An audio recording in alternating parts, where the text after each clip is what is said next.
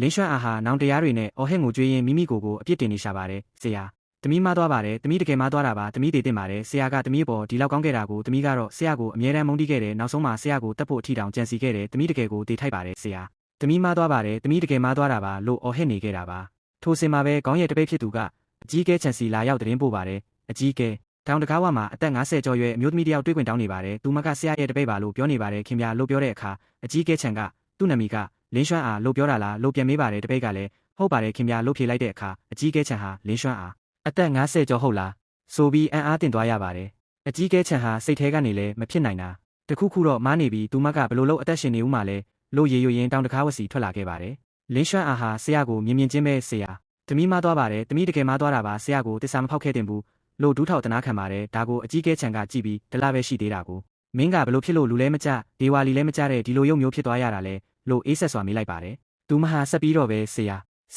ချီရွမ်းဆိုတဲ့လူကအဲ့ဒီချီရွမ်းရှမ်းဆုံးဆိုတဲ့လူကလူကောင်းတယောက်လုံးဝမဟုတ်ဘူးသူကလူလိမ်ပဲသမီးကိုဒီလိုဖြစ်အောင်လုပ်ခဲ့တာသူပဲဆရာသမီးမသွားပါတယ်အခုသမီးအားလုံးကိုနားလည်သွားပါပြီဒီလောကမှာသမီးအပေါ်အကောင်းဆုံးလူကဆရာပဲရှိတာပါဆရာသမီးမသွားပါတယ်သမီးတကယ်မသွားတာပါလို့ငိုယိုပြောဆိုရင်ဆရာပေါင်းဘီဆက်ကိုအတင်းဆွဲကင်ပါတော့တယ်အကြီးကဲချန်ကငိုကျင်လဲငိုလေငါပေါင်းဘီကိုဘာလို့လာဆွဲနေတာလဲငါ့ကိုဆရာလို့မခေါ်နဲ့မင်းလိုတပိတ်မျိုးငါမှမရှိဘူးလို့ညင်းပယ်လိုက်ပါတယ်ဒါပေမဲ့လင်းရွှမ်းအားကဆရာသမီးကိုခွင့်လွှတ်ပေးပါနော်ဟုတ်ပြီလားအခုသမီးမှာဆရာတယောက်ပဲရှိတော့တာပါလို့ဆက်လက်တောင်းပန်တဲ့အခါအကြီးကဲချန်ကမင်းကိုငါထက်ပြောမယ်ငါမှမင်းလိုတပိတ်မျိုးမရှိဘူးနောက်မင်းတင်မလားရှင်မလားဆိုတာငါနဲ့ဘာမှမဆိုင်တော့ဘူးလို့ပြက်ပြက်သားသားပြောပြီးလှည့်ထွက်သွားပါတယ်လင်းရွှမ်းအားကလည်းဆရာဒီနေ့ဆရာသမီးကိုခွင့်မလွှတ်ဘူးဆိုရင်သမီးဒီနေရာမှာပဲဒူးထောက်ပြီးဘယ်တော့မှမထားတော့ဘူးလို့အော်ဟစ်ကြံရိတ်ခဲ့ပေမဲ့ဆရာဖြစ်သူကတော့ဒူးထောက်ချင်လဲထောက်နေပေါ့လို့ပြောကထွက်ခွာသွားလို့သူမဟာနာကျင်စွာအော်ဟစ်ပြီးတွေးအံကလဲကျသွားပါတော့တယ်သူမလဲကျသွားတာကိုမြင်တဲ့ကောင်းသားတယောက်ကသူဘာဖြစ်သွားတာလဲလို့မေးတဲ့အခါနောက်တစ်ယောက်ကအနားမသွားနဲ့သူကငါတို့ချမ်းချံကောင်ကတပိတ်မဟုတ်ဘူးလို့တားမြစ်ပါတယ်ထိုစင်မှာပဲလေထဲကနေပြန်တန်းဆင်းတက်လာတဲ့အကြီးကဲလျိုချမ်းကဒီမျိုးသမီးကဘာဖြစ်တာလဲလို့မေးမြန်းပါတယ်ကောင်းသားကလည်းအကြီးကဲလျိုဒီမျိုးသမီးကရှောက်ရံတောင်ထုကအ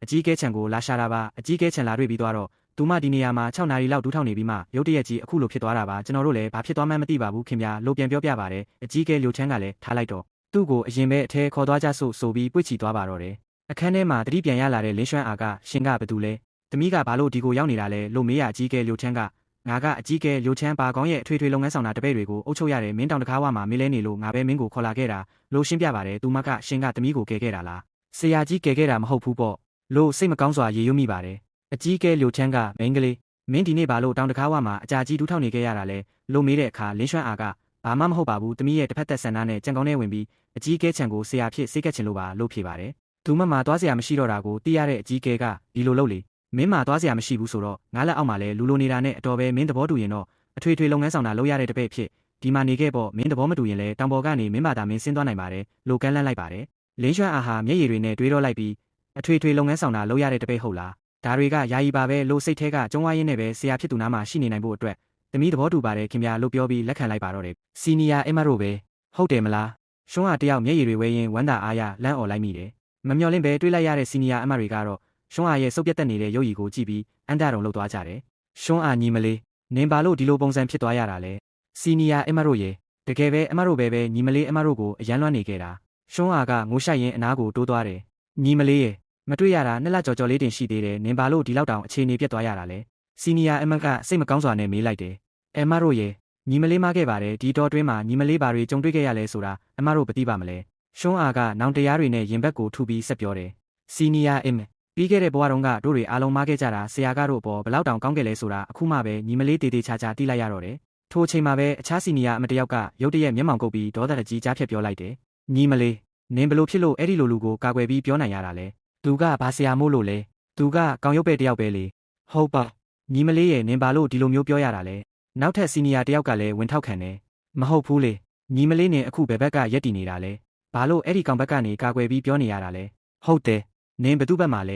ဲစီနီယာအမတ်တွေကရှုံးအားကိုဝိုင်းပြီးစစ်မေးကြတော့တယ်ရှုံးအားကအငင်းပွားမနေချင်တော့ပဲအလောတကြီးမေးလိုက်မိတယ်ဒါနဲ့စီနီယာအမတ်တို့အခုဆရာဘယ်မှာရှိလဲဆိုတာသိကြလားဟင်ဟိုတောင်ကုန်းလေးပေါ်မှာပေါ့အဲ့ဒီမှာမဟုတ်ရင်ဘယ်မှာရှိရဦးမှာလဲစီနီယာအမတ်တယောက်ကနာခေါင်းရှုံရင်းဖြေလိုက်တယ်စီနီယာအမတ်တို့ကိုကျေးဇူးတင်ပါတယ်ညီမလေးဆရာကိုအရေးကြီးကိစ္စပြောစရာရှိလို့တွားလိုက်ဦးမယ်နော်ရှုံးအားကပြောဆိုနဲ့တောင်ကုန်းလေးစီကိုအပြေးလေးထွက်လာခဲ့တော့တယ်တောင်ကုန်းပေါ်ရောက်တဲ့အခါဆရာဖြစ်သူချန်ရန်ကိုတွေ့တော့ရှုံးအားတယောက်ဝမ်းသာအားရပြေးကတ်တယ်ဒါပေမဲ့ချန်ရန်ကတော့သူ့ကိုအေးဆက်ဆက်အကြည့်တွေနဲ့သာကြည့်နေခဲ့တယ်နင်ဘာကိစ္စထက်လာပြန်တာလဲချန်ရန်ကအေးဆက်စွာမေးတယ်ဆရာ တပိတ်မှမားခဲ့ပါတယ်တောင်းပန်ပါတယ်ငါလာပြီးကက်တွေမနေနဲ့အဝေးကိုအမြန်ဆုံးလစ်လိုက်တော့ခြံရံကနင်ထုတ်တယ်ဆရာရဲ့မလုပ်ပါနဲ့ညီမလေးကဆရာချစ်ဆုံးရှွန်းအားလေညီမလေးပေါ်ဒီလိုမျိုးမရက်ဆက်ပါနဲ့ဦးဟုတ်ပြီလားရှွန်းအားကအဝတ်စကိုဆွဲပြီးငိုယိုတောင်းပန်ရှာတယ်နင့်ကိုထွက်သွားလို့ပြောနေတာမကြားဘူးလားခြံရံကစိတ်မရှိစွာနဲ့ရှွန်းအားကိုတွန်းထုတ်ပစ်လိုက်တယ်ဆရာညီမလေးတကယ်ပဲအမားကိုတီးပါပြီဒီတစ်ချိန်လေးပဲခွင့်လွှတ်ပေးပါနော်ပြီးခဲ့တဲ့ဘဝတုန်းကဆရာပဲညီမလေးကိုအလိုလိုက်ဆုံးအချစ်ဆုံးမဟုတ်ဘူးလားဟင်ရှွန်းအားရဲ့ငိုယိုတောင်းပန်တန်တွေ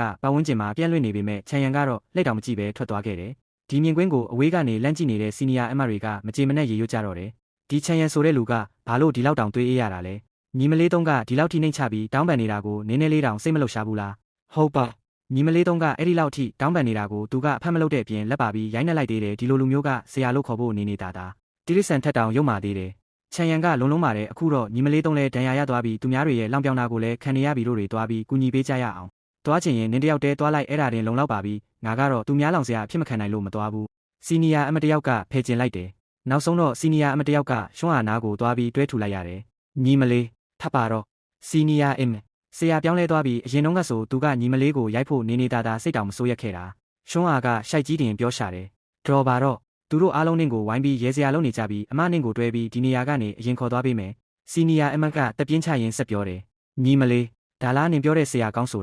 ာနင်ကဘာလို့သူ့စီသွားပြီးအမားဝင်ခံရတာလဲသူကနင်းနေလေးတောင်ဆရာတပိတ်တန်ရောစင်မရှိတော့ဘူးအမအကြံပေးပါရစေနောင်ကိုသူ့စီသွားပြီးအမားဝင်မခံနဲ့တော့မဟုတ်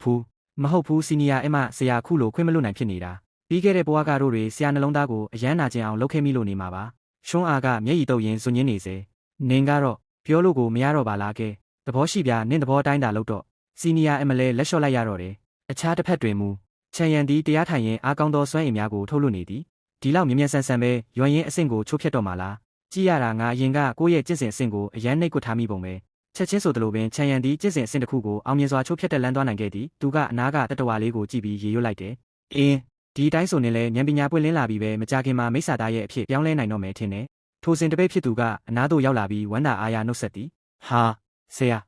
ရာကျင့်ကြံခြင်းကနေထွက်လာပြီးပဲအင်းငါကျင့်ကြံခြင်းနဲ့ဝင်နေတဲ့3ရက်အတွင်းမှာနင်တို့တွေတေးသေးချာချာကျင့်ကြံခြင်းအလုပ်ကိုလုပ်ကြရဲ့လားခြံရံကမေးလိုက်တယ်ဆရာစိတ်ချပါကျွန်တော်နဲ့ဂျူနီယာညီလေးတို့ဟာနေတိုင်းမပြတ်မကွက်စူးစမ်းကျင့်ကြံနေကြပါတယ်နင်းနေလေးမှမပြင်းကြီးခဲ့ကြပါဘူးခင်ဗျာကောင်းပြီမှတ်ထားကြကျင့်ကြံခြင်းဆိုတာရေစံလေးလော်တလို့ပဲရှေ့ကိုမတက်ရင်နောက်ကိုဆုတ်သွားတတ်တယ်ဘယ်တော့မှမပေါ်စကြနဲ့ဟုတ်ကဲ့ပါဆရာတပည့်တို့နှလုံးသွင်းမှတ်သားထားပါမယ်သိရင်ပြီးတာပဲသွားချွမ်းအားကိုသွားပြောလိုက်ဒီနေ့ဆရာစိတ်ကောင်းဝင်နေလို့နင်တို့ကိုဈေးတန်းခေါ်သွားပြီးစိုင်းကြီးကနားကြီးမှာဘိုက်ကားအောင်ကျွေးမယ်ခြံရံကပြုံးပြီးပြောလိုက်တယ်ထိုစဉ်လန်းခုလက်နဲ့ရှွန်းအားသည်မြေပြင်ပေါ်တွင်လူးလိန်ကာနာကျင်စွာအော်ဟစ်နေသည်ကိုတွေ့လိုက်ရသည်ဆရာသူဘာဖြစ်တာလဲဟင်တပည့်ဖြစ်သူကလန့်ကြည့်ရင်းမေးတယ်ခြံရံကအေးဆက်စွာတစ်ချက်ကြည့်ပြီးဖြေတယ်သူ့ကိုတယောက်ကကူပိုးကောင်နဲ့တိုက်ကျွေးထားတာပဲအခုကတော့သူ့ခန္ဓာကိုယ်ထဲကအစိတ်တွေတောင်းကျမ်းနေတဲ့အချိန်ပေါ့ဒီလိုကိုဆရာကျွန်တော်တို့သွားကြရမလားမလိုဘူးဒါကသူပြုတ်တဲ့ကံသူပြန်ခံရတာပဲသွားကြစို့ခြံရံကလက်ထွက်ဖို့ပြင်တယ်မြေပြင်ပေါ်ကရှွန်းအားကတော့ဘိုက်ကိုအုပ်ပြီးအသက်လူကအော်ဟစ်တောင်းပန်နေရှာတယ်ဆရာကဲပါဦးသမီးဘိုက်ပေါက်ထွက်ပြီးတေတော့မယ်ဆရာဘာလို့သမီးကိုမကယ်တာလဲသမီးဒီလိုဖြစ်ပြနေတာတောင်ဆရာနှလုံးသားကနင်းနေလေးမှမနာကျင်ဘူးလားဟင်ဆရာမထွက်သွားပါနဲ့ဦးသမီးကိုကယ်ပါဦးသမီးတောင်းပန်ပါတယ်ဆရာရဲ့သမီးကိုကယ်ပေးပါဦးသူမဘလောက်ပဲအော်ဟစ်ငိုယိုနေပါစေခြံရံနဲ့တပည့်များကတော့သူမကိုကြောကိုင်းကလက်မကြည့်ပဲထွက်ခွာသွားကြပါတော့သည်ဖုံးအကြီးကဲစောကကြမကြည့်ခဲ့ပြီးအဲ့ဒီတပည့်ကရှစ်ရှင်းကူအစိတ်မိထားတာဗျာကြည့်ရတာတော်တော်တနာဖို့ကောင်းပါတယ်ဖုံးအကြီးကဲပဲမေတ္တာကရုဏာရှိထားပြီးသူ့ကိုကယ်ပေးလိုက်ပါလားဗျာဟွန်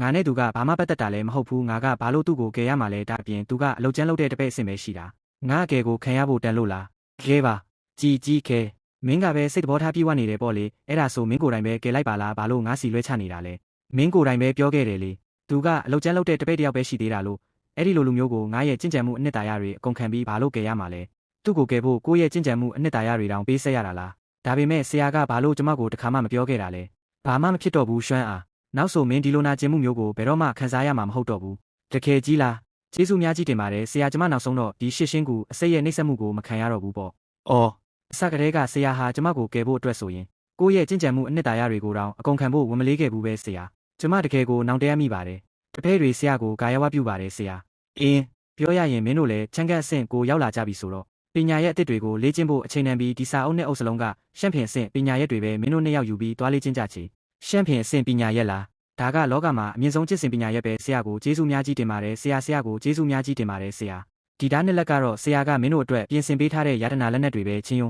မင်းရှိကဒါကတော့ဘေးဟွမ်တာလို့ခေါ်တဲ့ရှမ်းဖင်အဆင့်ယာတနာလက်နက်တစ်ခုပေါ့ကြောက်ချွာ မင်းရဲ့ဒါကတော့ဖန်ချန်တာလို့ခေါ်တယ်ဒါလည်းရှန့်ဖြင့်အဆင့်ယတနာလက်နက်ပဲဆရာဒီယတနာလက်နက်တွေကတန်မိုးကြီးလုံးပါတယ်ဆရာဘာသာပဲတင်ထားလိုက်ပါဆရာဟုတ်ပါတယ်ဆရာဒီဓာတ်တွေကတန်မိုးကြီးလုံးလို့ဆရာပဲတင်ထားပါဗျာကျွန်တော်တို့ချန်ပင်းကောထဲသွားပြီးတင့်တော်မဲ့လက်နက်ကိုရှာဖွေလို့ရပါတယ်ဆရာဟဲ့ချန်ပင်းကောထဲမှာဘာယတနာကောင်းရှိမှမလို့လဲအမိုက်တွေကြီးပဲဟာကိုဆရာကမင်းတို့ကိုပေးတယ်ဆိုရင်ပဲယူထားလိုက်ကြစမ်းပါမဖြစ်ဘူးဆရာဒါကတကယ်ကိုတန်မိုးကြီးလုံးလို့ကျွန်တော်တို့မယူရဲပါဘူးဘာလဲဆရာစကားကိုတော့မနာခံတော့ဘူးလားယူခိုင်းရင်ယူထားလိုက်စမ်းဟုတ်ကဲ့ပါဆရာကိုကျေးဇူးများကြီးတင်ပါတယ်ဆရာဟာဟာတိတ်ကောင်းတာပဲနောက်ဆုံးတော့တင့်တော်တဲ့ယတနာလက်နက်တစ်ခုရွေးလို့ရသွားပြီနောက်ဆုံးကလည်းယတနာလက်နက်ရှိတဲ့လူဖြစ်ပြီဟေဟာဟာဟာမကြီးအဲ့ဒီမိန်းကလေးကအယူလားမသိဘူးနော်အောက်တန်းစားယတနာလက်နက်လေးတစ်ခုရတာကိုပဲဒီလောက်တောင်ပြောနေရလားဒီလိုအောက်တန်းစားလက်နက်မျိုးကိုပြီးခဲ့တဲ့ဘဝတုန်းကငါ့ကိုအလကားပေးရင်တောင်စောင်းခဲ့ကြည့်မှာမဟုတ်ဘူးမကြီးကျွန်တော်ရဲ့ဖန်ချန်တာကိုလွမ်းလိုက်တာဗျာအေးပါငါလည်းပေးဟွန်တာငါ့ကိုလွမ်းနေမလားဆိုတာမသိဘူးဖြစ်နေတ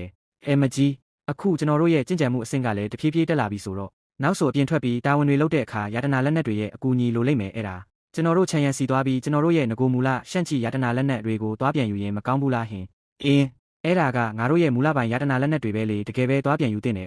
ဒါနဲ့မကြီးပြီးခဲ့တဲ့ဘဝတုန်းကခြံရံကကြိုချမ်းရွှဲလင်းကျွဲရဲ့နောက်ဆုံးတစ်ဆင့်ကိုမကြီးကိုဘယ်တော့မှမပေးခဲ့ဘူးမလားအခုအခွင့်ရေးရတော့သူ့စီကနေအတင်းတောင်းယူလိုက်လေဟုတ်တယ်ပြီးခဲ့တဲ့ဘဝတုန်းကအဲ့ဒီကောင်ကကြိုချမ်းရွှဲလင်းကျွဲရဲ့နောက်ဆုံးတစ်ပေါက်ကိုငါ့ကိုဘယ်တော့မှမပေးချင်ခဲ့ဘူးငါ့ကိုစိတ်တက်ဆက်ကြပြီးတွေးယူတွေးတန်းဖြစ်မှာစိုးလို့ပါဆိုပြီးအကြောင်းပြတာငါအထင်တော့သူကငါ့ကိုမပေးချင်ုံတက်တက်ပဲအခုငါတို့အားလုံးဘဝတစ်ပါးပြန်လဲမွေးဖွားလာကြပြီဆိုတော့သူငါ့ကိုမဖြစ်မနေပေးကိုပေးရမယ်မကြီးအဲ့ဒါဆိုရင်ကျွန်တော်တို့မြ мян သွားကြရအောင်ဒီနေ့ဟာချမ်းချန်ကောင်ရဲ့အလုပ်တင်တပိတ်တွေချန်ပင်းကောင်းနဲ့ဝင်ပြီးယတနာလက်နက်တွေရွေးချယ်ရမယ့်နေ့ဖြစ်ပါတယ်ဒါပေမဲ့ပတ်ဝန်းကျင်နဲ့မလိုက်ဖက်စွာပဲတပိတ်မနှစ်ယောက်ဟာချန်ရန်ရဲ့စီကိုဒေါသအကြီးရောက်လာကြပါတယ်ဒီနေ့ကချမ်းချန်ကောင်ရဲ့တပိတ်တွေချန်ပင်းကောင်းနဲ့ဝင်ပြီးယတနာလက်နက်ရွေးရမယ့်နေ့လေနင်တို့နှစ်ယောက်ငါးစီကိုဘာလာလောက်ကြတာလဲလို့ချန်ရန်ကအေးအေးဆေးဆေးမေးလိုက်ပါတယ်အဲ့ဒီအခါတယောက်ကရန်လိုတဲ့လေတံနဲ့ဟေးလူကြီးမင်းချန်တို့တွေရဲ့ပင်ကိုတက်ဝိညာဉ်အထိမ့်မက်လက်နက်တွေရှင်ကိုထားတာရှိသေးတယ်မလားအခုချက်ချင်းပြန်ထုတ်ပြီးတော့ပြီးခဲ့တဲ့တစ်ခေါက်တုန်းကရှင်တို့တွေကိုရှန်ရွန်နဲ့ဆေးတော့မပေးခဲ့တာကိုတို့တွေအလျှော့ပေးခဲ့ပြီးဒါပေမဲ့ဒီတစ်ခေါက်တော့တို့တွေရဲ့အသက်ဝိညာဉ်လက်နက်ကိုတော့ပေးတင်ပြီလေဒါပေမဲ့ချန်ရန်ကတော့တီတီငိမ့်ငိမ့်ပဲပေးဟွန်တာနဲ့ဖန်ချန်တာကိုလိုချင်လို့လားမရှိဘူးမပေးနိုင်ဘူးလိုပြက်ပြက်သားသားညင်းပယ်လိုက်ပါတယ်ဒီစကားကြောင့်သူတို့ပိုစိတ်ဆိုးသွားပြီးဟေးလူကြီးမင်းချန်တာတွေကတို့ပစ္စည်းတွေလေရှင်ကဘာမို့လို့မပေးရတာလဲဟုတ်တယ်ဒါတို့တွေရဲ့ပင်ကိုတက်ဝိညာဉ်လက်နက်တွေလေရှင်ကဘာလို့တို့ကိုမပေးရတာလဲပြီးတော့ဒီတစ်ခေါက်လာတာကအသက်ဝိညာဉ်လက်နက်တွေမကဘူးတို့ရဲ့ပင်ကိုကျင့်စဉ်တွေကိုပါပြန်ယူဖို့လာတာလို့အော်ဟစ်ပါတော့တယ်ကျေးဇူးကမ်းပြီးရန်ကားနေတဲ့သူတို့နှစ်ယောက်ကိုကြည့်ပြီးချန်ရန်ကစိတ်မရှိတော့ပဲလက်ပါလိုက်တဲ့အတွက်သူတို့လွင့်ထွက်သွားကြပါတယ်အဟိုလူယုံမှာရှင်ကတို့တွေကိုတောင်ရရဲတယ်ပေါ့လေချန်ရန်ကသူတို့ကိုစိုက်ကြည့်ပြီးခက်အေးပဲဆက်ပြောပါတယ်ငါနင်တို့ကိုအမှန်တိုင်းပြောပြလိုက်မယ်နင်တို့ရဲ့အရင်ဘဝကပင်ကိုတက်ဝိညာဉ်လက်နက်တွေကိုငါရဲ့တပိတ်တစ်နှစ်ယောက်စီလွှဲပေးလိုက်ပြီးဒီစကားကြောင့်သူတို့နှစ်ယောက်လုံးဝဆွန့်သွားကြပါတယ်ရှင်လိုကောင်စုပ်ကောင်သားကငါရဲ့ဖန်ချမ်းသားကိုသူများစီပေးပစ်တယ်ပေါ့လေရှင်ကဘာမို့လို့လဲအဲ့ဒါငါပစ္စည်းလေးဟုတ်တယ်အဲ့ဒါတို့ပစ္စည်းတို့ရဲ့ပစ္စည်းကိုရှင်ကဘာလို့သူများပေးရတာလဲရှင်ဘာရေးချင်းရှိလို့သူများကိုပေးရတာလဲသူတို့ရဲ့ရာဇတန်ကိုကြားတော့ချန်ရန်ကနာကောင်းရှုံပြီးဟက်နင်တို့ပစ္စည်းဟုတ်လားနင်တို့မျက်နှာကလည်းတော်တော်ပြောင်တာပဲငါပေးမှနင်တို့ပစ္စည်းဖြစ်တာငါမပေးရင်နင်တို့ပစ္စည်းမဟုတ်ဘူးလို့ခက်အေးပဲတုံ့ပြန်လိုက်ပါတယ်ရှင်အရင်ဘဝတုန်းကတို့တွေကိုရှင်းရှင်းလင်းလင်းပေးခဲ့ပြီးသားပဲလေအဲ့ဒါတို့ပစ္စည်းဖြစ်သွားပြီပေါ့အခုကျမှရှင်ကဘာလို့တို့ကိုပြန်မပေးရတာလဲရှင်မှာအရှက်ရောရှိသေးရဲ့လားချန်ရန်ကတယောတလို့နဲ့နင်တို့ကိုယ်တိုင်လည်းအဲ့ဒါအရင်ဘဝကမှန်းသိနေတာပဲအခုကပြန်လဲမွေးဖွားလာပြီးအရာအလုံးကအဆက်ကနေပြန်ဆဲရမှာအဲ့ဒီယတနာလက်နက်နှစ်ခုကိုငါဘသူပေးနင်တို့နဲ့ပါဆိုင်လဲအော်မေးလို့ငါနင်တို့ကိုပြောဖို့ကြံသေးတယ်နင်တို့ရဲ့အသက်ဝိညာဉ်လက်နက်တွေကိုငါတပည့်တွေကိုပေးလိုက်ုံတင်မကဘူးအရင်ဘဝကနင်တို့လေ့ကျင့်ခဲ့တဲ့ကျင့်စဉ်တွေကိုပါသူတို့ကိုအကုန်တင်ပေးလိုက်ပြီးလို့ပြောလိုက်ပါတယ်ဘာချန်ရန်ရှင်တော်လုံသွားပြီးအဲ့ဒါတို့တွေရဲ့ကျင့်စဉ်တွေလေးရှင်ဒီလိုလောက်တာတို့တွေကိုမေးဘူးလို့လားတို့တွေသဘောတူလို့လားဒီအချိန်မှာချန်ရန်ကလျိုယူရန်ကိုလှည့်ကြည့်ပြီးဟုတ်သားပဲလျိုယူရန်ကခုနကပြောဖို့မေ့သွားတယ်နင်းရဲ့ကျင့်စဉ်စာအုပ်တအုပ်လုံးကိုငါကလီချင်းရွံစီအကုန်လုံးလွှဲပေးလိုက်တာလို့ပြောလိုက်ပါတယ်လျိုယူရန်ကမယုံနိုင်ပဲပါချန်ရန်အရင်ဘဝတုန်းကငါရှင်းနောက်ကိုအနှစ်3000လုံးလုံးလိုက်ခဲ့တာတောင်ကြိုချမ်းရွှဲလင်ကျင့်စဉ်ရဲ့နောက်ဆုံးပိုင်းကိုငါ့ကိုခြံထားပြီးမပေးခဲ့ဘူးလီချင်းရွံကရှင်းနောက်ကို3လပဲလိုက်ရသေးတာကိုရှင်ကစာအုပ်တအုပ်လုံးပေးပစ်တယ်ပေါ့လေဘာဖြစ်လို့လဲရှင်ဘာလို့ဒီလောက်တောင်ပက်လိုက်ရတာလဲလို့ရင်ခွဲမတက်အော်ဟစ်ပါတော့တယ်ခဲပါဒီနေ့တော့ဒီလောက်ပဲနင်တို့နှစ်ယောက်အခုချက်ချင်းလစ်လို့ရပြီလို့ချန်ရန်ကနင်းထုတ်လိုက်ပါတယ်ဒါပေမဲ့သူတို့ကစိုးတင်းထားပြီးချန်ရန်ရှင်သွားလို့မရဘူးတို့ရဲ့ပင်ကိုတက်ဝိညာဉ်သားတွေကိုမပေးမချင်းမသွားရဘူးလို့ဆွဲထားပြန်ပါတယ်အဲ့ဒီအခါချန်ရန်ကစွမ်းအားပြင်းတဲ့လက်ကွက်တစ်ခုနဲ့သူတို့ကိုထပ်မံရိုက်ထုတ်လိုက်ပါတယ်အဟုတ်ညီမလေးဒီလူကလူယုံမှာပဲတို့ပစ္စည်းတွေကိုပြန်မပေးတဲ့အပြင်တို့အပေါ်ကိုဒီလောက်ထိလက်ရက်ဆက်ဆက်နဲ့ပြင်းပြင်းထန်ထန်လုပ်ရက်တယ်ဆရာတယောက်ဖြစ်ပြီးတော့တော်တော်ယုံမာတာပဲချန်ရန်ကသူတို့ကိုတေလူလိုစိုက်ကြည့်ပြီးနင်တို့အခုချက်ချင်းမထွက်သွားရင်ဒီနေ့နင်တို့ရဲ့အသက်ကိုဒီနေရာမှာပဲထားခဲ့ရလိမ့်မယ်လို့လူတက်ငွေတွေနဲ့တတိပေးလိုက်ပါတယ်ဒါကိုမြင်တော့အခြေအနေမဟန်မှန်းတိလို့ညီမလေးတို့သွားကြစို့ညီမလေးဆိုပြီးခေါ်ထုတ်သွားပါတော့တယ်အပြင်ရောက်တော့သူတို့နှစ်ယောက်စိတ်ပြက်လက်ပြက်ဖြစ်နေကြပါတယ်အခုအခြေအနေရတို့တွေရန်ယူရန်စီသွားရှာပြီးသူကတဆင့်တို့ကိုချန်ပင်းကောင်းနဲ့နောက်တစ်ခေါက်ခေါ်သွားခိုင်းပြီး အောက်တန်းစားယတနာလက်နက်တစ်ခုပဲဖြစ်ဖြစ်ရွေးခိုင်းရတော့မယ်ထင်တယ်အောက်တန်းစားယတနာလက်နက်ဟုတ်လားညီမလေးဒါကလည်းအခြားနဲ့လည်းမရှိလို့လောက်ရတာလေအခုတို့တွေမှာပိုကောင်းတဲ့ရွေးချယ်စရာမရှိတော့ဘူးကောင်းပြီအမကြီးညီမလေးတိပါပြီဒါတွေအကုန်လုံးကချန်ရန်ဆိုတဲ့ခွေးကောင်ကြောင့်ဖြစ်ရတာသူသားမဟုတ်ရင်တို့တွေဘာလို့မျက်နှာပြောင်တိုက်ပြီးရန်ယူရန်စီသွားကူညီတောင်းနေရအောင်မလဲကဲပါညီမလေးရဲ့အချိန်လဲမစောတော့ဘူးတို့တွေအမြန်သွားပြီးရန်ယူရန်ကိုရှာကြစို့သူတို့နှစ်ယောက်ဟာချင်းရွန်ဖုံးတောင်ထုရဲ့အကြီးဆုံးတပိတ်မဖြစ်တဲ့ရန်ရှိကျဲစီရောက်သွားကြပါတယ်သူတို့ကိုမြင်တော့ရန်ရှိကျဲကစိတ်ပြက်လက်ပြက်နဲ့ဒီတစ်ခေါက်နင်းတို့နှစ်ယောက်ငားစီလာတာဘာကိစ္စရှိလို့လဲလို့မေးပါတယ်ရန်ရှိကျဲတို့တွေဒီနေ့လာတာကအမကြီးကိုဒုက္ခပေးပြီးတို့တွေကိုချန်ပင်းကောင်းစီနောက်တစ်ခေါက်လောက်လိုက်ပို့ပေးစေချင်လို့ပါရန်ရှိကျဲကအန်နာပြီးချန်ပင်းကောင်းဟုတ်လားနင်းတို့နှစ်ယောက်ကချန်ပင်းကောင်းကိုဘာသွားလို့မလို့လဲဒီနေ့လဲသွားခဲ့ပြီးမဟုတ်ဘူးလားလို့မေးလိုက်ပါတယ်ရန်ရှိကျဲဒီလိုပါတို့နှစ်ယောက်အစောပိုင်းတုန်းကချန်ပင်းကောင်းထဲမှာကိုနဲ့ကိုက်ညီမဲ့ယတနာလက်နက်ကိုမရွေးချယ်ခဲ့ရလို့ပါဒါကြောင့်နောက်တစ်ခေါက်လောက်ထပ်ဝင်ကျင်လို့ပါရန်ရှိကျဲကနာခေါင်းရှုံပြီးဟက်နင်တို့တင်တော်တဲ့လက်နက်မရတာငါနဲ့ဘာဆိုင်လဲငါကဘာလို့နင်တို့ကိုနောက်တစ်ခေါက်လိုက်ပို့ရမှာလဲလို့ညင်းလိုက်ပါတယ်အဲ့ဒီအခါသူတို့ကရခွင့်ရှိတယ်လို့လေတန်နဲ့အမကြီးကချင်းရွန်ဖုံးရဲ့အကြီးဆုံးတပိတ်မလေးတို့တွေကအမကြီးရဲ့ညီမလေးတွေလေအခုတို့တွေမှာအခက်ခဲရှိလို့လာရှာတာကိုအမကြီးအနေနဲ့ကူညီဖြည့်ရှင်းပေးဖို့တာဝန်ရှိတာပေါ့လို့ပြောပါတယ်ရန်ရှိကျဲကငါအစောပိုင်းကနင်တို့နှစ်ယောက်ကိုချန်ပင်းကောင်းစီခေါ်မသွားခဲ့ဘူးလားလို့ပြန်မေးပါတယ်သွားတော့သွားခဲ့တာပေါ့ဒါပေမဲ့တို့တွေတင်တော်တဲ့လက်နက်မရွေးခဲ့ရဘူးလေဒါကြောင့်မလို့အမကြီးကိုနောက်တစ်ခေါက်လိုက်ပို့ခိုင်းဖို့လာရှာတာပေါ့အဲ့ဒါကြောင့်ပဲနင်တို့တင်တော်တဲ့လက်နက်မရတာငါနဲ့ဘာဆိုင်လို့လဲငါမျက်စိကိုလာမနောက်ဆန်းတဲ့ချင်းရွန်ဖုံးကတပိတ်တွေများကြီးဒီနေ့လက်နက်အကုန်ရသွားကြတယ်နင်တို့နှစ်ယောက်ပဲမရတာဘသူ့ကိုသွားပြစ်တင်မလဲကဲနင်တို့နှစ်ယောက်လက်ကြတော့ငါရှိမှလာမပတ်သက်နဲ့နင်တို့ကိုတွေ့တိုင်းငါယုံလုံးလို့အော်အန်ကျင်နဲ့လို့ရန်ရှိကျဲကပြက်ပြက်သားသားနင်ထုတ်လိုက်ပါတယ်ဒါပေမဲ့သူတို့ကအတင်းကပ်ပြီးကောင်းပြီလေတို့တွေအပြစ်ရှိတယ်ပဲထားပါတော့ဒါပေမဲ့အမကြီးကတို့ကိုချန်ပင်းကောင်းစီနောက်တစ်ခေါက်လိုက်ပို့ပေးတာဘာဖြစ်သွားမှာမလို့လဲတို့ကိုအကူညီသေးဖွဲလေးပေးတာပဲဥစ္စာအမကြီးကဘာလို့ဒီလောက်တောင်တွေးပြီးတန်ရောစင်ကင်းမရတာလဲအလာကအမကြီးရာမှာနေတာပဲလို့ရွယ်ဆောင်ပြောဆိုကြပါတယ်သူတို့ရဲ့ရည်တဲ့စကားတွေကိုကြားတော့ရန်ရှိကျဲလုံးဝဒေါသထွက်သွားပြီးနင်တို့ကိုကူညီရမယ်ဟုတ်လားငါမကူညီနိုင်ဘူးလက်ကြဆန်းငါတို့ချင်းရွန်ဖုံးဟာဘလို့ကန်ကြမဆိုးနေကြုံလို့ဒီလိုကြပိုးကောင်နဲ့ကောင်ကိုတပည့်အဖြစ်လက်ခံပြီးလည်းမသိပါဘူးတော်တော်ကန်ဆိုးတာပဲလို့ပြောပြီးမောင်းထုတ်လိုက်ပါတော့တယ်အမကြီးရန်စီကနေအမောင်းထုတ်ခံရပြီးနောက်တပိတ်မနစ်ယောက်ဟာနာကြီးတော်သက်ထွက်ရင်ထွက်လာကြပါတယ်ချန်ရန်ကတို့တွေကိုနှိပ်စက်တာထားပါတော့အခုဒီရန်ယူရန်ကပါတို့တွေကိုဒီလောက်ထိရဲရဲတင်းတင်းနှိပ်စက်ဝတ်နေပေါ့လေအခုသူ့ကိုမပြိုင်နိုင်သေးလို့တာပေါ့မဟုတ်ရင်သူ့ကိုအပိုင်းပိုင်းမုန်းပစ်တာကြပြီးလို့ညီမလေးဖြစ်သူကဒေါသတကြီးပြောလိုက်ပါတယ်အမကြီးဖြစ်သူကလည်းဟုတ်တယ်တို့တွေကျင့်စဉ်အစဉ်တက်လာတဲ့နေ့ကျရင်သူ့ကိုလုံးဝခွင့်မလွတ်ဘူးလို့ထောက်ခံပြီးနောက်ညီမလေးကစိတ်ပူစွာနဲ့ဒါနဲ့အမကြီးအခုတို့တွေဘာဆက်လုပ်ကြမလဲချန်ရန်ကလည်းတို့ရဲ့အသက်ဝိညာဉ်လက်နက်ကိုပြန်မပေးဘူးတို့တွေကလည်းချန်ပင်းကောင်းထဲဝင်ပြီးယတနာလက်နက်မရွေးချယ်နိုင်ဘူးနောင်ကြရင်တို့တွေဘာလက်နက်သုံးရမလဲလို့မေးပါတယ်အမကြီးကတက်ပြင်းချရင်အခုချိန်မှာဘာလုပ်နိုင်ဦးမှာလဲဒီတိုင်းပဲနေရမှာပေါ့ဒီလိုမှန်းသိရင်အစားတဲကအကြောင်းမကြားခဲ့ပါဘူးလို့နောင်တရတယ်လို့ပြောလိုက်ပါတယ်အဲ့ဒီအချိန်မှာပဲခေါင်းတစ်ခုလုံးကိုကြီးညာတဲ့အတန်ကြီးထွက်ပေါ်လာပါတယ်တောင်ထုတ်အသီးသီးကတက်ကြီးဝါကြီးအကြီးကဲများမိမိတို့ရဲ့တပည့်တွေကိုခေါ်ဆောင်ပြီးခေါင်းကြုံနှန်းတော်ရှေ့မှာလာရောက်စုဝေးကြပါဒါကိုကြားတော့ချန်ရန်ဟာသူ့ရဲ့တပည့်တွေကိုတွားကြဆုရှိဟောင်းမွေနှစ်နေရမကြခင်ပွင့်တော့မယ်နင်းတို့နှစ်ယောက်ငါနဲ့အတူတောင်ထုတ်မင်းစီလိုက်ခဲ့လို့ခေါ်တဲ့အတွက်ဟုတ်ကဲ့ဆရာလို့ပြန်တူထူးပြီးလိုက်သွားကြပါတယ်လမ်းမှာသူတို့နှစ်ယောက်တိုးတိုးတိတ်တိတ်စကားဆိုကြပါတယ်နောက်ဆုံးတော့ရောက်လာပြီးရှေးဟောင်းမွေနှစ်နေရနောက်ဆုံးတော့ပွင့်ပြီပဲဟုတ်တယ်အမကြီးတို့တွေမှာအခုလောလောဆယ်ကျင့်စဉ်ရင်းမြစ်တွေမရှိလို့ဒါကျင့်စဉ်တိုးတက်မှုနေနေတာရှေးဟောင်းမွေနှစ်နေရတဲ့ရောက်သွားလို့ကျင့်စဉ်ရင်းမြစ်တွေရတာနဲ့တို့တွေရဲ့ကျင့်စဉ်ရှိန်ဟုန်ကမြလာမှာမှန်တယ်ညီမလေးတို့တွေရှေးဟောင်းမွေနှစ်နေရတဲ့ကနေကျင့်စဉ်ရင်းမြစ်တွေရလာရင်လီချင်းရွယ်နဲ့ကြောက်ချွမ်းတို့ကိုအမိလိုက်နိုင်မှာချန်ရဲ့စောင့်နေလိုက်ဦးတို့တွေရှေးဟောင်းမွေနှစ်နေရကနေပြန်လာတဲ့နေ့ကျရင်နင့်ကိုအလားပြရက်စေရမယ်ဟုတ်ပါချန်ရန်ကတို့တွေသူနဲ့ကွဲရင်ကျင့်စဉ်မတက်တော့ဘူးထင်နေတာဒီတစ်ခေါက်တော့သူ့မျက်နှာကိုတို့တွေဖျက်ရိုက်ပြရမယ်ဒါနဲ့အမကြီးဒီတစ်ခေါက်ဆိုရင်တို့တွေစတုတ်ထမြောက်ညီမလေးနဲ့စုံနိုင်လောက်တယ်သူကလီဝူယာအတွက်နဲ့ဒီရှေးဟောင်းမွေနှစ်နေရကိုတေချာပေါက်လာမှာပဲအင်းစတုတ်ထညီမလေးကတော့တေချာပေါက်လာမှာပါမတွေ့ရတာကြာပြီဆိုတော့ငါတောင်သူ့ကိုတတိယမိတာအမကြီးနင်းထင်တယ်လေလူယွမ်ကဒီဘဝမှာလီဝူယာနဲ့ဆန္ဒရှိတယ်လို့ပေါင်းဖက်ခွင့်ရပါမလားငါလည်းမပြောတတ်ဘူးဒါပေမဲ့အဲ့ဒီနောက်ရှက်မဲ့ကောင်ချန်ရန်မရှိတော့ဘူးဆိုရင်တော့စတုတ်ထညီမလေးမျောလင်းတယ်လို့ဖြစ်လာနိုင်တာပေါ့ကဲပါညီမလေးရာတို့တွေအမြန်သွားပြီးနန်းတော်ရှိမှာစုဝေးရအောင်ဆရာနဲ့အတူတောင်ထုမင်းစီသွားရမယ်ခေါင်းကျုံနန်းတော်ရှိရောက်တဲ့အခါခေါင်းကျုပ်ကမိန်ကုန်းပြောပါတယ်ဒီနေ့ဟာရှေးဟောင်းမွေနှစ်နေရပွင့်တဲ့နေ့ဖြစ်တဲ့ရှေးဟောင်းမွေနှစ်နေရကိုသွားကျင်တဲ့တပည့်တွေဟာခဏနေရင်မိမိတို့ဆရာနဲ့အတူနေမြေကူးပြောင်းခြင်းအစီရင်ထဲကိုဝင်ကြပါအကယ်၍အနေရမစွန့်စားခြင်းတဲ့သူရှိရင်လည်းခေါင်းထဲမှာပဲနေရခဲလို့ရတယ်ခဲအချိန်ကြပြီးတောင်ထုတ်အသီးသီးကအကြီးကဲတွေမိမိတို့တပည့်တွေကိုခေါ်ပြီးနေမြေကူးပြောင်းခြင်းအစီရင်ထဲဝင်ကြတော့အစီရင်ထဲဝင်ပြီးနောက်ဆရာဖြစ်သူကထပ်မံမှာကြားပါတယ်ဒီရှိုးဝက်နယ်မြေထဲမှာရေတွက်လို့မရတဲ့ပါရဲမီရှင်တွေရတနာတွေနဲ့အခွင့်အလမ်းတွေရှိသလိုတားရဲတိရစ္ဆာန်မျိုးစုံလည်းရှိတယ်ဒီနေရာမှာဘာတွေရရှိမလဲဆိုတာနင်တို့ရဲ့ကိုယ်ပိုင်ကံတရားပေါ်မှာပဲမူတည်တယ်ဒါပေမဲ့နင်တို့တွေ့သမျှလူတိုင်းကိုသတိထားရမယ်အထူးသဖြင့်မိစ္ဆာကောင်းကလူတွေကိုပေါ့တပည့်ဖြစ်သူလီချင်းရွယ်နဲ့ကြောက်ချွမ်းတို့ကတပည့်တော်တို့မှတ်သားထားပါမယ်ဆရာလို့ပြန်ဖြေကြပါတယ်ချန်ရန်ကဆက်ပြီးအခုဒီနေရာကရှေးဟောင်းမွေနှစ်နေရာရဲ့အပြင်ဘက်အလွာပဲရှိသေးတယ်လင်ဟိုင်ဆင့်အောက်ကကျင့်ကြံသူတွေပဲနေလို့ရတာငါဒီနေရာမှာအကြာကြီးနေရင်ကန့်သက်ချက်တွေမိလိမ့်မယ်ငါရှေးဟောင်းမွေနှစ်နေရာရဲ့အတွင်းပိုင်းထဲကိုဝင်သွားပြီးရင်တော့အရာရာကိုနင်တို့ဘာသာနင်တို့ပဲအားကိုးရတော့မယ်လို့မှာပါတယ်စိတ်ချပါဆရာတို့တွေက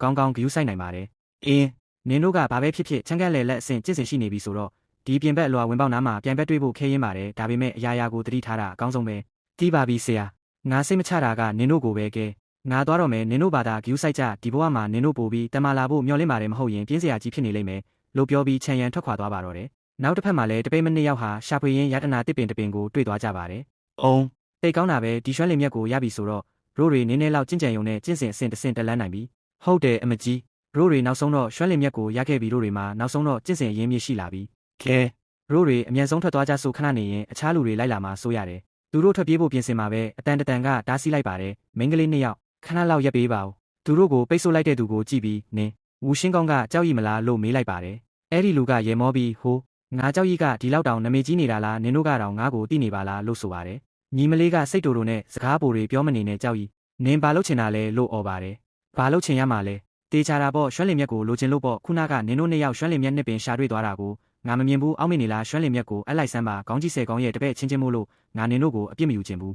အမကြီးကရန်တွေ့ပါတယ်ကြောက်ကြီးဒီရွှမ်းလင်မြက်နှစ်ပင်ကိုတို့တွေအရင်တွေ့တာတော့ဘာဖြစ်လို့နင့်ကိုပေးရမှာလဲကြောက်ကြီးကနာခေါင်းရှုံပြီးဟွန်းနင်တို့အရင်တွေ့ုံနဲ့နင်တို့ပစ္စည်းဖြစ်ရောလားဒီရှိုးဝက်နေမြေထဲမှာတော့ဘသူလက်တီးကပိုကြီးလဲအဲ့ဒီလူပဲအနိုင်ရတာပဲစကားပိုတွေဖြတ်ပြီးအမြန်ဆုံးအဆမ်းမဟုတ်ရင်ငါအားနာမှာမဟုတ်ဘူးလို့ချင်းချောက်ပါတော့တယ်ကြောက်ကြီးနင်လူကိုတော်တော်အနိုင်ကျင့်လုံးတယ်ကောင်းပြီလေနင်တို့မပေးဘူးဆိုရင်တော့ငါအားမနာတော့ဘူးဟာတောင်ခွဲတားကွက်ပြင်းထန်တဲ့တိုက်ခိုက်မှုကြောင့်တပိတ်မနှစ်ယောက်တန်းရရပြီးလဲကျသွားပါတယ်ကြောက်ကြီးကရှေ့တိုးလာပြီးကဲအခုကောရွှမ်းလင်မြက်ကိုအမလားလို့မေးပါတယ်ညီမလေးကနာကျင်စွာနဲ့အမကြီးမပေးနဲ့တော့ဓာတို့တွေခက်ခက်ခဲခဲရထားတာလို့တားပေမဲ့အမကြီးကအခြေအနေကိုသုံးသက်ပြီးကောင်းပြီနင့်ကိုပေးမယ်ညီမလေးစိမ့်လက်နဲ့တောင်ရှိနေတဲ့ရွေထင်းအတွက်ပူစရာမလိုပါဘူးအသက်ရှင်နေဖို့ကပထမပဲအခုတို့တွေအသက်ဘေးကနေလွတ်ဖို့ကအရေးကြီးဆုံးပဲလို့ပြောပြီးမျက်ကိုပေးလိုက်ပါတယ်ကြောက်ကြီးကမျက်ကိုယူပြီးကျင်းနဲ့စွာနဲ့ဟာဟာဟာအမကြီးလှုပ်တဲ့သူကအခြေအနေကိုပိုနားလေသားပဲစိတ်ချပါကောင်းကြီးဆယ်ကောင်းရဲ့တပည့်ချင်းချင်းမို့လို့ငါနင်တို့ကိုမတက်ပါဘူးလို့ပြောပြီးထွက်သွားပါတယ်သူထွက်သွားတော့မှညီမလေးကမခံမရနိုင်ဖြစ်ပြီးဒီကြောက်ကြီးကတော်တော်အနိုင်ကျင့်လုံးနေတို့တွေအရင်တွေ့တာကိုပြောင်းကြကြလူယူသွားတယ်လို့ငိုကြီးပါတယ်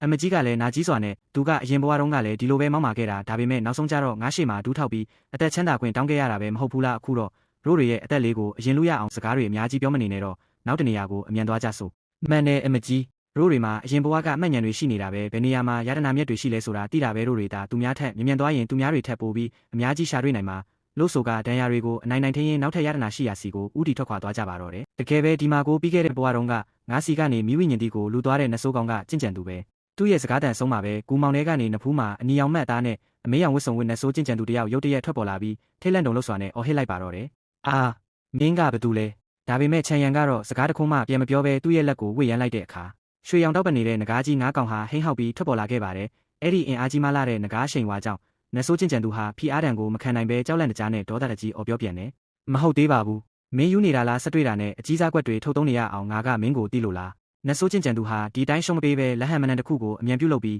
အယိုးကောင်းတဲ့တိုင်းပေါ်တက်ကိုအသက်သွင်းကရွှေငကားကြီးရဲ့တိုက်ခိုက်မှုကိုပြန်လည်ခုခံလိုက်ပါတယ်အောက်လန်းပညာအယိုးကောင်းမင်းရောင်အရှိန်ဝါတွေနဲ့ချန်ရန်ရဲ့ရွှေရောင်ငကားလျက်စီးတို့ကူလဲမှာပြင်းထန်စွာထိတ်တိုက်တွေ့ဆုံပြီးပောက်ကွဲမှုတွေဖြစ်ပွားသွားခဲ့တယ်ဒါပေမဲ့လည်းချန်ရန်ရဲ့ရွှေငကားအရှိန်ဝါကပုံမပြင်းထန်လုံးတာကြောင့်နဆိုးကျင့်ကြံသူရဲ့အယိုးကောင်းတဲ့တိုင်းဟာတဆစီပျက်စီးသွားပြီးရွှေရောင်မီးရှံတွေရဲ့ဝါမျိုးမှုအောက်မှာနဆိုးကျင့်ကြံသူဟာတကိုယ်လုံးပြဖြစ်သို့လောင်ကျွမ်းကတဆပြောက်ကွယ်သွားခဲ့ရရှာပါတော့တယ်ချန်ရန်ကတော့ရန်သူပြကြပြီးကွယ်ပြောက်သွားတဲ့နေရာကိုအေးဆက်စွာစိုက်ကြည့်ရင်သူ့ရဲ့ကျင့်ကြံရေးဝတ်စုံကိုတက်ရက်အောင်ပြင်လိုက်ပြီးတယောက်ကိုရှင်းပြီးပြီဆိုတော့နောက်ထပ်3ယောက်ရှိသေးတာပဲအခြားတစ်ဖက်မှာတော့စီနီယာအမတိတ်ကောင်းတာပေါ့ငါတို့မှာအခုဒီကျင့်ကြံရေးရင်းမြစ်တွေရှိနေပြီဆိုတော့နောက်လာမဲ့လအနေငယ်အတွင်းမှာကျင့်ကြံစဉ်အဆင့်တော်များများဖောက်ထွက်နိုင်တော့မှာပဲသူမရဲ့ဘေးမှာရှိတဲ့အပြာရောင်ဝတ်စုံနဲ့စီနီယာအမကလည်းပြုံးရင်းရီမန်းချက်ကြီးစွာနဲ့အားဖြည့်ပြောဆိုလိုက်တယ်အဲ့ဒီကြတော့မှငါတို့ကိုဘသူအထင်သေးရဲ့ဦးမလဲကြည့်ကြသေးတာပေါ့ဒါပေမဲ့သူတို့နှစ်ယောက်ပြောလို့မှမဆုံးသေးခင်လာပါတဲ့မော်ပွင့်တွေကြားထဲကနေခရမ်းရောင်ဝတ်စုံနဲ့ရုပ်ဖြောင်းတလောက်အနေရရှိတဲ့လူငယ်တယောက်ဟာဓာတ်တလက်ကိုကင်ပြီးသူတို့ရှေ့မှာပိတ်ရက်လိုက်ပါတယ်အာမင်းကဘသူလဲပါလို့ငါတို့သွားမဲ့လမ်းကိုပိတ်ထားတာလဲငါကဘသူလဲဆိုတာအရေးမကြီးပါဘူးအရေးကြီးတာကမင်းတို့ကိုပေါ်ကကျင့်ကြံရေးရင်းမြစ်တွေကိုထုတ်ပေးဖို့ပဲတပိတ်မနှစ်ယောက်စလုံးဒေါသနဲ့ထိတ်လန့်မှုတွေရောပြန်းသွားပြီး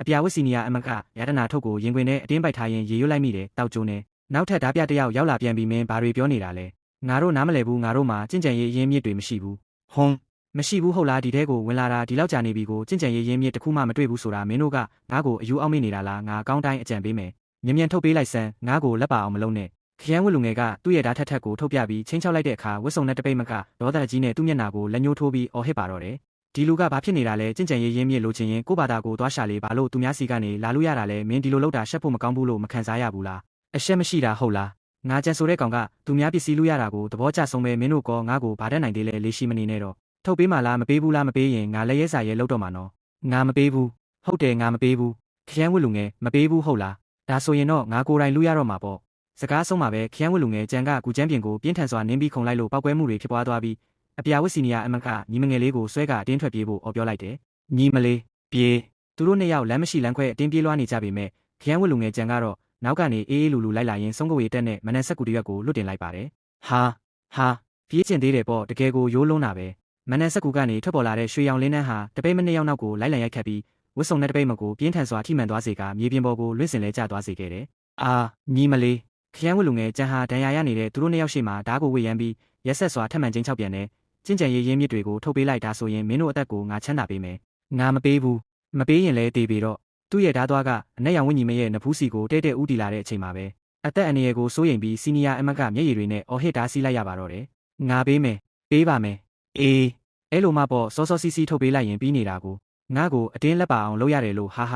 ာကျန်ဆိုတဲ့ကောင်ဟာရတနာထုတ်ကိုလူယူပြီးလောင်ပြုံးပြုံးကထွက်ခွာသွားခဲ့တယ်ကူပြင်ဘက်ကြောက်တုံးပေါ်မှာတော့တပိတ်မနှစ်ယောက်ဟာသွေးလိမ့်လိမ့်နဲ့စိတ်ပြက်အားလျော့စွာထိုင်နေကြရရှာတယ်စီနီယာအမငါတို့ရဲ့ကြင်ကြံရေးရင်းမြစ်တွေမရှိတော့ဘူးတခုမှမကြံတော့ဘူးဘာလို့ဒီလိုဖြစ်ရတာလဲဘာလို့ဒီလိုဖြစ်ရတာလဲဟင်အဲ့ဒီအချိန်မှာပဲအဝေးကနေတရားမြောက်ညီမငယ်တယောက်ရှောက်လာပြီးသူတို့ကိုတွေ့သွားခဲ့တယ်စီနီယာအမတို့မင်းတို့ဒါဘာဖြစ်သွားကြတာလဲလူရွာညီမလေးစီနီယာအမကြီးနဲ့အမလက်တကယ်ပဲဘာတွေဖြစ်ခဲ့တာလဲဘသူကအမတို့ကိုဒီလောက်ထိဒဏ်ရာရအောင်လုပ်သွားတာလဲဒဏ်ရာတွေနဲ့နာကျင်နေတဲ့ဝတ်စုံနဲ့တပိတ်မကသွားကိုကြိတ်မျက်လုံးမှာဒေါသမျက်ချောင်းချောင်းတောက်လျက်ပြန်ပြောလိုက်တယ်ကျန်လို့ခေါ်တဲ့ကောင်တယောက်ပဲနောက်တစ်ချိန်ငါရဲ့အင်အားတက်လာတဲ့နေကြလို့သူ့ကိုထပ်တွေ့ရင်တော့သူ့ကိုအသားတွေတစီဖြစ်အောင်နှုတ်ဆင်းပြစ်မယ်အယိုးတွေကိုအမှုန့်ချေပေးမယ်စီနီယာအမနှစ်ယောက်စလုံးအရန်ဝမ်းမနေပါနဲ့တော့ပြီးခဲ့တဲ့ဘဝတုန်းကအမတို့ဒီရှိုးဝက်နယ်မြေထဲမှာကျင့်ကြံရေးရင်းမြစ်တွေအများကြီးရခဲ့တာပဲအခုလေအဲ့ဒီရင်းမြစ်တွေဘယ်နေရာမှာရှိလဲဆိုတာမှတ်မိနေဦးမှာပဲမလားအမတို့အဲ့ဒီနေရာတွေမှာပဲပြန်သွားရှာလိုက်ပေါ့တခြားနေရာတွေမှာပြန်သွားရှာမယ်ဟုတ်လားပြန်သွားရှာရင်ကောဘာထူးမှလဲကဲပါစီနီယာအမတို့ရေစိတ်မပြတ်ပါနဲ့တော့နောက်တစ်ခါကျရင်ပိုတတိထားဖို့ဒါဆိုရင်အလူခံရတော့မှာမဟုတ်ပါဘူးငါလီဟူကိုသွားရှာရဦးမှာမို့လို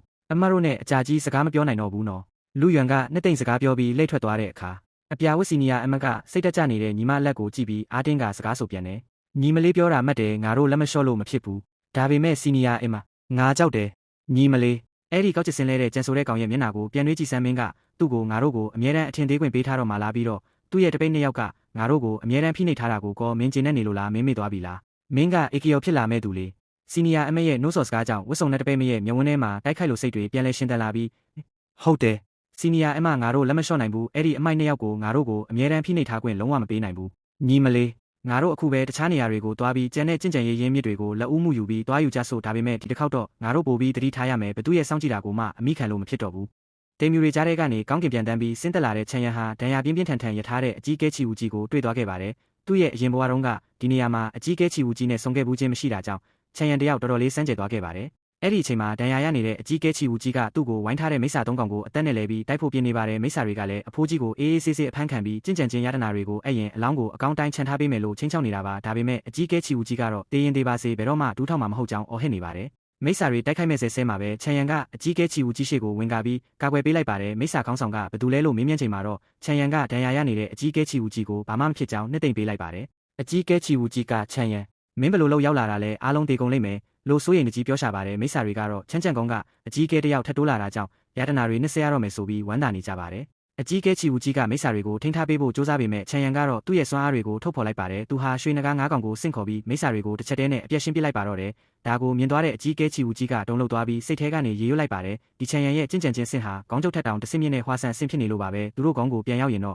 အခြေအနေတွေအကုန်လုံးအကြီးကျယ်ပြောင်းလဲတော့မှတေချာပါတယ်တစ်ဖက်မှာတော့မြင်းနားမှာရေစီးနေတဲ့လီဝူရဆိုတဲ့လူငယ်တယောက်ရှိနေပါတယ်သူ့ကိုတစ်ပင်နောက်ကနေမိန်းကလေးတယောက်ကချောင်းကြည့်ပြီးစိတ်ထဲကနေသဘောကျနေတာပါဒီတခါတော့ဘယ်သူမှသူတို့နှစ်ယောက်ကိုခွဲလို့မရစေရဘူးလို့ဆုံးဖြတ်ထားပါတယ်လီဝူရကတယောက်သူ့နောက်ကိုလိုက်နေတာကိုရိပ်မိပြီးဓာတ်ထုတ်ကဘယ်သူလဲလို့မေးလိုက်ပါတယ်မိန်းကလေးကတစ်ပင်နောက်ကနေထွက်လာပြီးလီဝူရရဲ့အသက်နမီနဲ့ကျင့်ကြံခြင်းအဆင့်လေးရှိနေတာကိုပါအကုန်အသေးစိတ်ပြောပြလိုက်ပါတယ်လီဝူရကတန်တရားဝင်ပြီးမင်းကဘယ်သူလဲငါအကြောင်းကိုဘာလို့စုံစမ်းထားတာလဲလို့မေးမြန်းပါတယ်မိန်းကလေးကစိတ်မလှုပ်ရှားဖို့နဲ့သူမကအဆင့်နှစ်ပဲရှိသေးလို့ရန်သူမဟုတ်ကြောင်းပြောပါတယ်ပြီးတော့လီဝူရကူထဲမှာဟဲဟွမ်းကောင်းကမိန်းကလေးတွေကိုတွေ့ခဲ့တာကိုသိနေပြီးကူထဲကခရမ်းရောင်ဝိညာဉ်တီးကိုတွားမလို့ဖို့တားဆီးပါတယ်လီဝူရကအဲ့ဒီကူထဲမှာခရမ်းရောင်ဝိညာဉ်တီးရှိမှန်းသိသွားပြီးမိန်းကလေးတွေကိုတူနိုင်တယ်လို့ပြောပါတယ်ဒါပေမဲ့မိန်းကလေးကတော့စေတနာနဲ့ဓာတာဖြစ်ပြီးလီဝူရရှုံးမှာတေချာတယ်လို့ဆိုပါတယ်လီဝူရကခရမ်းရောင်ဝိညာဉ်တီးကိုမရရအောင်လူမယ်လို့အတင်းကျပ်ပြောတဲ့အခါမှာတော့မိန်းကလေးကသူမပါအတူတူလိုက်ခဲ့မယ်လို့ဆုံးဖြတ်လိုက်ပါတယ်မိန်းကလေးကသူမကိုယ်တိုင်ဟဲဟွမ်းကောင်းကမိန်းကလေးတွေကိုအာယုံလွှဲပေးထားမယ်လီဝူရကအခွင့်ကောင်းယူပြီးအတီးကိုတွားကူးဖို့အကြံပေးပါတယ်လီဝူရကဘာလို့ဒီလောက်တောင်ကူညီချင်ရတာလဲလို့မေးတဲ့အခါမှာတော့သူမကရှင်ကလီဝူရဖြစ်နေလို့ပေါ့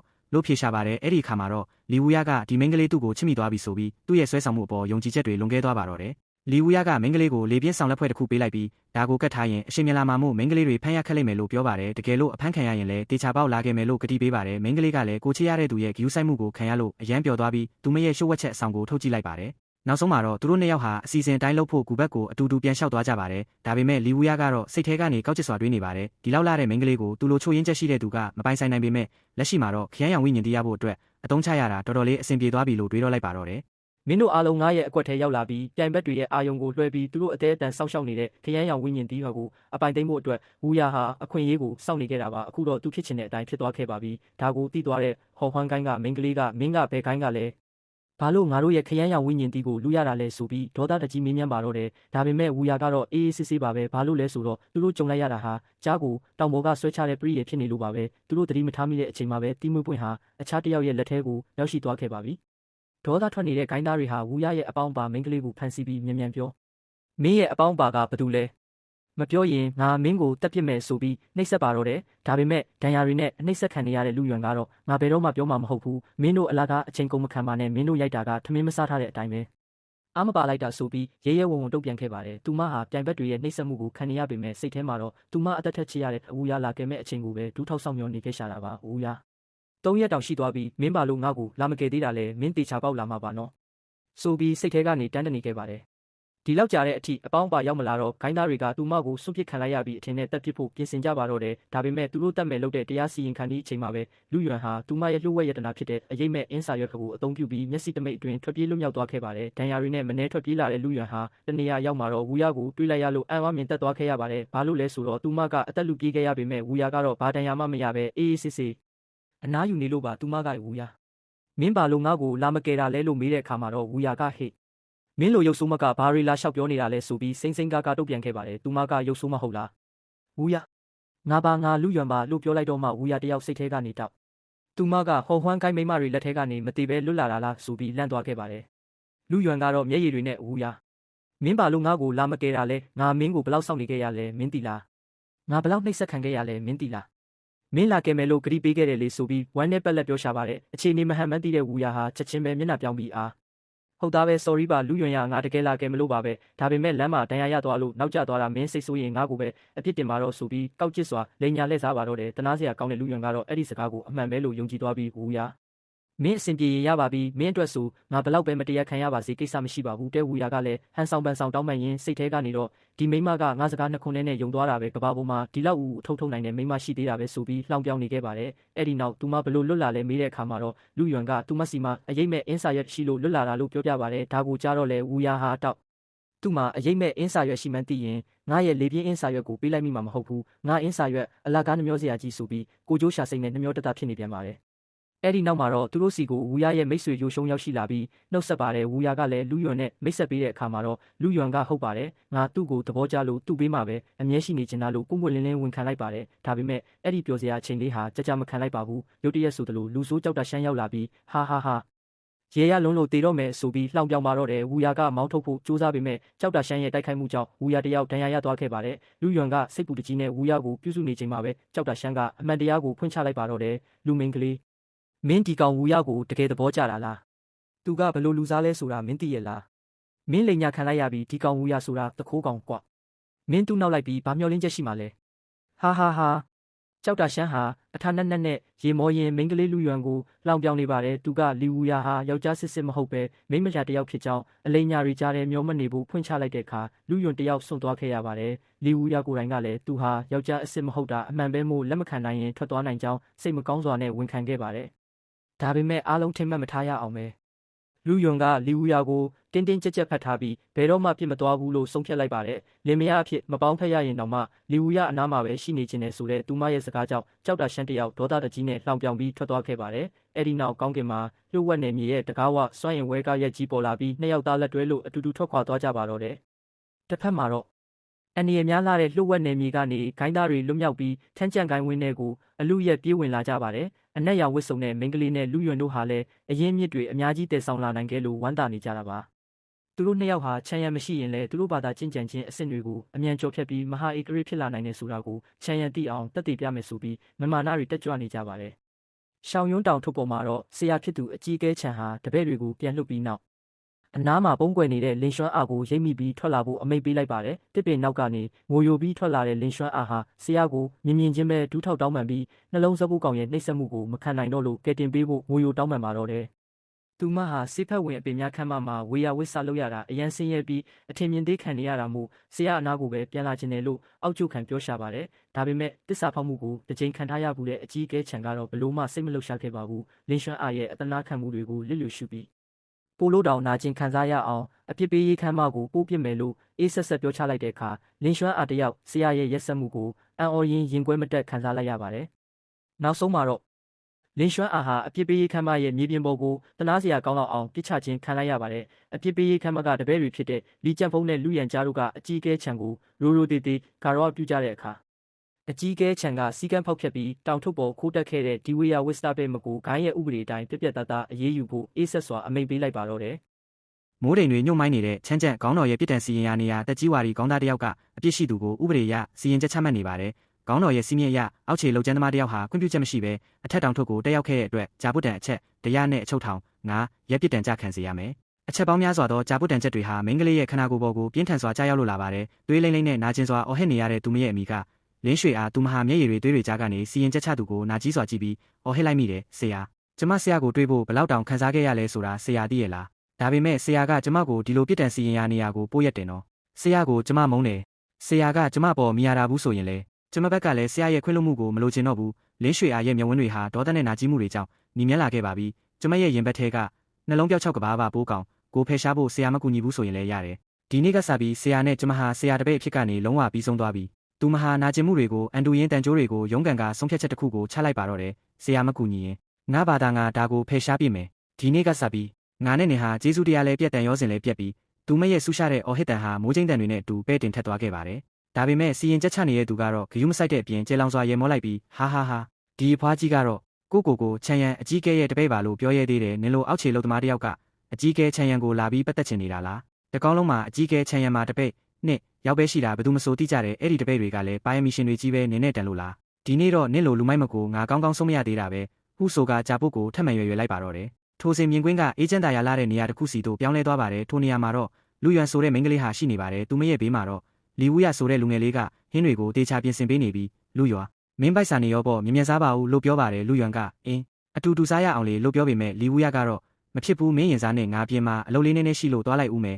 ဆိုပြီးထွက်သွားရှာပါတယ်လီဝူရအပြင်ကိုထွက်သွားတဲ့အချိန်မှာတော့လူရွံဟာစားပွဲပေါ်ကဟင်းတွေကိုကြည့်ပြီးအတွေးကဘာထဲရောက်ရှိသွားပါတယ်ဝူရကငါ့ပေါ်တကယ်ကောင်းတာပဲငါအတွက်ဒီလောက်ဟင်းတွေအများကြီးပြင်ဆင်ပေးထားတယ်ဒါပေမဲ့သူမဟာအတိတ်ကဆရာကိုနာကြီးစွာတတိယပြီးစိတ်ထဲကနေရေရွမိတယ်ဆရာဝူရကဒီလောက်လူကောင်းဖြစ်နေတာကိုအဲ့ဒီတော့ကဆရာကဘာလို့သူ့ကုံတိတ်ခါကိုဖျက်ဆီးခဲ့ရတာလဲကျမကိုအနှစ်3000တောင်ဆောင်ဆိုင်စေခဲ့တယ်အခုဘဝတစ်ခုရောက်မှပဲသူ့နံဘေးမှာအတူရှိခွင့်ရတော့တယ်တခဲတော့လူရွံမသိတာကသူမကိုအလွန်ချစ်ပြနေတဲ့လီဝူရဟာကက်လန့်ကနောက်ွယ်မှာတော့တခြားကြံစီတွေရှိနေခဲ့တာပါလီဝူရဟာခေါင်းရဲ့သားစာကြီးမားတဲ့ဟွမ်အကြီးကဲနဲ့ရှုပ်ဝက်စွာတွေ့ဆုံနေပါတယ်ဟွမ်အကြီးကဲကျွန်တော်ခေါ်လာတဲ့မိန်းကလေးကအသက်16နှစ်ပဲရှိသေးတာရုပ်ရည်ရောပြောဆိုအမူအရာပါပထမတန်းစားပဲအကြီးကဲမြင်ရင်တေချာပေါက်သဘောကျမှာပါအကြီးကဲဟွမ်ကလည်းမင်းတကယ်ပြောတာလားငါ့ကိုလည်းရင်တော့မင်းမလွယ်ဘူးနော်ဒါပေမဲ့တကယ်သာချောရင်တော့မင်းအတွက်အကျိုးခံစား권တွေကအများကြီးပဲလို့ပြောပြီးလူရွံရှိရာစီချောင်းကြည့်ဖို့ထွက်လာကြပါတယ်သူတို့နှစ်ဦးဟာတကားပေါက်ကနေလူရွံကိုချောင်းကြည့်နေကြပါတယ်အကြီးကဲဟွမ်ဟာလူရွံရဲ့အလှပကိုမြင်လိုက်ရတဲ့အခါမျက်လုံးတွေအယောင်တောက်သွားပြီးလောကမှာဒီလောက်လာတဲ့မိန်းကလေးရှိသေးတာပဲသဘောကျတယ်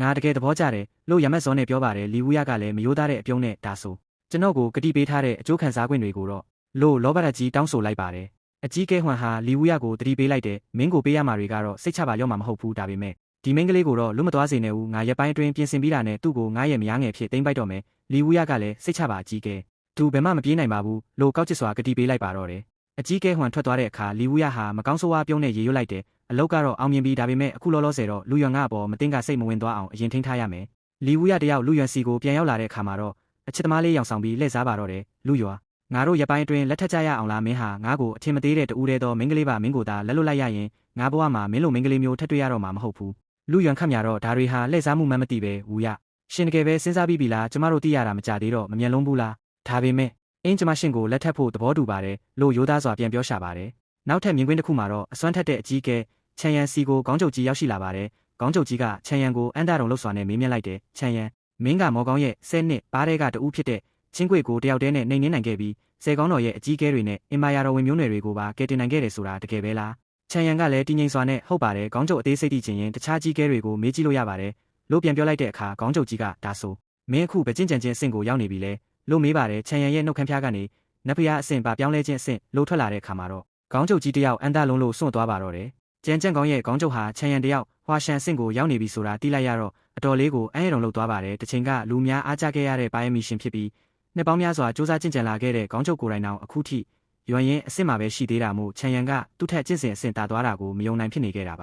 ါဒါနဲ့ချန်ယန်ကခေါင်းချုပ်ကြီးရဲ့ခေါင်းတစ်ခုလုံးကိုအုပ်ချုပ်နေတဲ့သူပဲဒီလောက်လဲအလန့်တကြားမဖြစ်ပါနဲ့လို့ရဲကျဲပြောလိုက်ပါတယ်ခေါင်းချုပ်ကလည်းမချစ်မရဲနဲ့မင်းအရင်ကလင်းဟိုင်အဆင့်ပဲရှိသေးတာကိုအခုဘလို့လုပ်ပြီးဟွာရှန်ဆင့်အထိခုန်တက်သွားရတာလဲလို့မေးတော့ချန်ယန်ကသူဘလို့ကျင့်ကြံခဲ့လဲဆိုတာကိုတော့အသေးစိတ်မပြောပြနိုင်တဲ့အတွက်ခွင့်လွှတ်ဖို့တောင်းပန်ခဲ့ပါတယ်ခေါင်းချုပ်လည်းစိတ်ကိုပြန်ထိန်းပြီးတခြားကောင်းကအကြီးကဲတွေကမင်းကိုခေါင်းချုပ်ထက်တောင်တော်နေပြီလို့ပြောနေကြလို့တကူးတကလာမေးတာပါလို့ဆိုပါတယ်ချန်ယန်ကခေါင်းချုပ်ကိုပြန်ပြီးမျက်နှာချိုသွေးပေးမြောက်ပြောဆိုပေမဲ့ခေါင်းချုပ်ကတော့ဒါဟာအမှန်တရားပဲမို့လာပြီးနှစ်သိမ့်မနေဖို့နဲ့သူကအဲ့လောက်စိတ်တဘောထားသေးတဲ့သူမဟုတ်ကြောင်းပြောပါတယ်အဲ့ဒီနောက်ချန်ယန်ကသူ့ကိုနင်ထုတ်တယ်လို့မျိုးဖြစ်သွားလို့ခေါင်းချုပ်ကစိတ်ကောက်ချင်အောင်ဆောင်ပြီးမင်းရဲ့ရှောင်းရီဖန်တော်ကုန်းကိုအလဲလာတာလက်ဖက်ရီတစ်ခွက်တော့တိုက်တင်နေမဟုတ်လားလို့ပြောတာကြောင့်ချန်ယန်လဲပြုံးပြီးခေါင်းချုပ်ကိုဧည့်ခံဖို့ပြင်ဆင်လိုက်ပါတော့တယ်တစ်ဖက်မှာတော့ဆေးဖက်ဝင်ပင်ဆောင်ကတာဝန်ခံကလင်းရှုံအားကိုငါကတနာလို့ဆေးဖက်ဝင်ပင်ဆောင်မှာထားပေးတာကိုမင်းကခိုးထွက်ပြီးအကြီးကဲချန်ယန်ကိုသွားတော့တတ်ထွက်အောင်လုပ်ရဲတယ်ပေါ့သူကအဓိကတောင်ကုန်းခုနှစ်ခုရဲ့အကြီးကဲလေမင်းလိုအခြေခံလုပ်သမားအစေခံကောင်မလေးကပြစ်မရဲရသလားငါတို့နေရာကမင်းလိုနှဖျားမကိုမဆန့်ဘူးအခုချက်ချင်းတောင်ပေါ်ကဆင်းသွားတော့လို့ဆိုပြီးရဲရဲဆက်ဆက်နင်းထုတ်လိုက်ပါတယ်တောင်ပေါ်ကဆင်းလာတဲ့လင်းရှုံအားဟာရှုပ်ဝက်နေမြေကနေပြန်ရောက်လာတဲ့သူမရဲ့စီနီယာအမတ်နှစ်ယောက်ဒုတိယအမတ်နဲ့တတိယအမတ်နဲ့လမ်းမှာစုံမိကြပါတယ်တကူလုံးဒဏ်ရာတွေနဲ့ပိန်ကျုံနေတဲ့လင်းရှုံအားကိုမြင်တော့စီနီယာအမတ်တွေကလမ်းဖြတ်သွားပြီးဘသူလောက်တာလဲလို့မေးကြတာပေါ့လင်းရှုံအားကငိုယိုပြီးချန်ရန်လောက်တာပါညီမလေးအရင်ကအမားတွေကိုသွားတောင်းပန်တာကိုသူကခွင့်မလွတ်တဲ့အပြင်စီကန်းထိန်ထိန်ရေးဆောင်ကိုပို့ပြီးအပြစ်ပေးခိုင်းလို့ဒီဒဏ်ရာတွေရလာတာပါလို့ပြောပြပါတယ်ဒါကိုကြားတော့စီနီယာအမတ်တွေကချန်ရန်ကိုအရန်ရက်ဆက်တယ်လို့ဝိုင်းဆဲကြပါတယ်အစကတည်းကသူ့ကိုသွားမတောင်းပန်နဲ့လို့ပြောသားပဲသူကတန်မဏိလိုနှလုံးသားရှိတဲ့သူငါတို့သွားတောင်းတဲ့ရှင်ရွံတန်ဆေးလုံးကိုလည်းမပေးတဲ့အပြင်ငါတို့ရဲ့အသက်သခင်လက်နက်တွေကိုတောင်ငါတို့ခွင့်ပြုချက်မရှိပဲဒီချင်းရွံနဲ့ကြောက်ချွန်းတို့ကိုပေးပစ်လိုက်တဲ့သူပဲဒီလိုလူမိုက်ကမင်းကိုခွင့်လွတ်ပါမလားလို့ပြောကြပါတယ်လင်းရှုံကလည်းငိုပြီးညီမလေးမသွားပါတယ်ချန်ရန်ကတကယ်ပဲပြောင်းလဲသွားပြီးအရန်ရက်ဆက်လုံးနဲ့လို့နောင်တရနေခဲ့ပါတယ်စီနီယာအမတ်တွေကလည်းအခုလိုအမှန်တရားကိုစောစောစီးစီးသိသွားတာမစိုးပါဘူးလို့နှစ်သိမ့်ပြီးနောင်သူ့စီဘယ်တော့မှမသွားဖို့မှာကြားပါတယ်လင်းရှုံအားကဆေးဖက်ဝင်ပင်ဆောင်မှာနေရတာအစားမဝအိမ်မပြောကျင့်ကြံခြင်းအထောက်ကူပြုပစ္စည်းလည်းမရှိနေတိုင်းအလုပ်ပဲလုပ်နေရလို့ကျင့်ကြံဖို့အချိန်မရှိကြောင်းဒါကြောင့်တောင်းအောင်ဆင်းပြီ